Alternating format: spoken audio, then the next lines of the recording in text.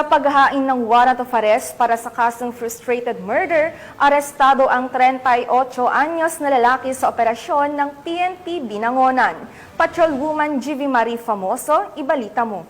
Ng tauhan ng Binangonan Municipal Police Station ang isang most wanted person sa isinagawang operasyon sa Binangonan, Rizal.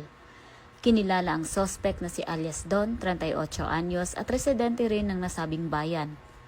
Siya ay may nakabinbing warrant of arrest para sa kasong frustrated murder na inilabas ng Regional Trial Court Branch 67 sa Binangonan noong October 27, 2024. Ayon sa mga pulis, agad dinala sa himpilan ng suspect para sa dokumentasyon at tamang disposisyon at pansamantalang nakapiit sa custodial facility ng Binangonan MPS.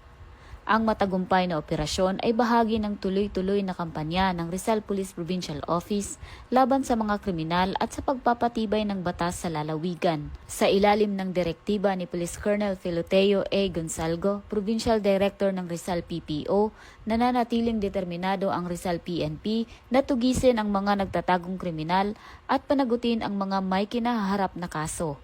Patuloy rin ang panawagan ng kapulisan sa publiko na makipagtulungan sa mga otoridad sa pamamagitan ng maagap na pag-uulat ng mga kahina-hinalang aktibidad upang mapanatili ang kapayapaan at kaayusan sa buong Rizal. Mula dito sa Calabarzon, ako ang inyong Police News Network Correspondent, Patrolwoman GV Marie Famoso, alagad ng batas, tagataguyod ng Balitang Pulis.